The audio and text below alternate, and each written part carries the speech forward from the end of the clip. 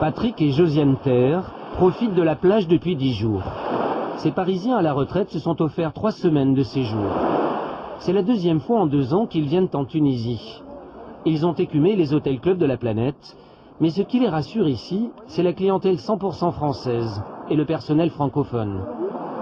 C'est pas loin, nous, on voit l'intérêt, c'est pas loin. On est chez nous ici. On s'occupe plus, je sais pas, on a l'impression qu'on est plus cocooné ici que quand c'est un peu trop mélangé. Un petit peu perdu. Enfin, quand on va à l'étranger, c'est normal que aussi on retrouve pas nos repères.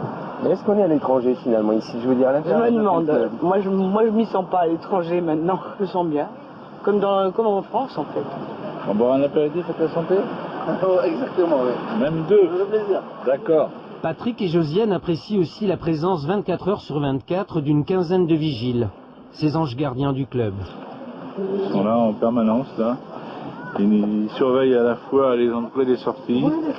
Tout ça, ça nous met des gens en sécurité vis-à-vis de nos affaires à l'intérieur de l'hôtel.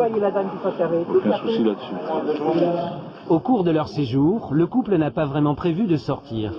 Leur confort, c'est de ne pas être importuné, ni dans l'hôtel, ni sur la plage.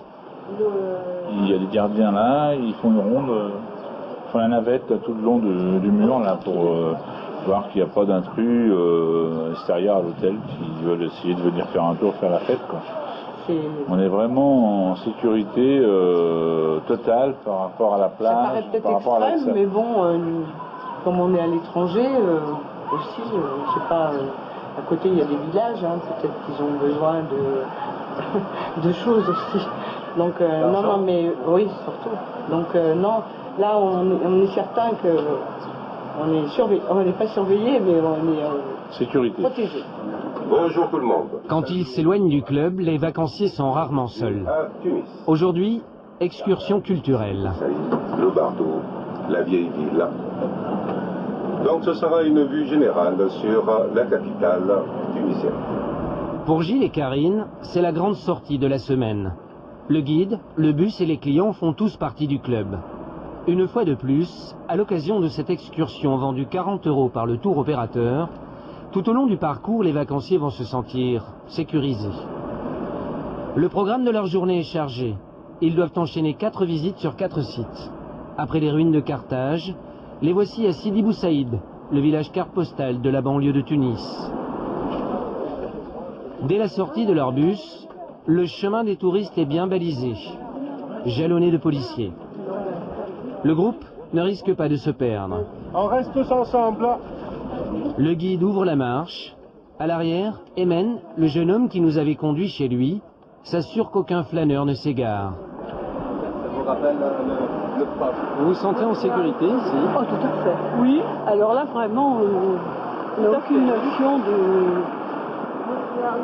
danger, quel qu'il soit. Par rapport à des pays que vous avez fait? Oui, la Turquie par exemple, vous voyez la différence. La Turquie, pas très sûre, pas très tranquille, hein. Moins en sécurité que la Tunisie. Et pourquoi on se sent en sécurité en Tunisie, à votre avis? Bon, parce que c'est peut-être un petit pays et la police est présente.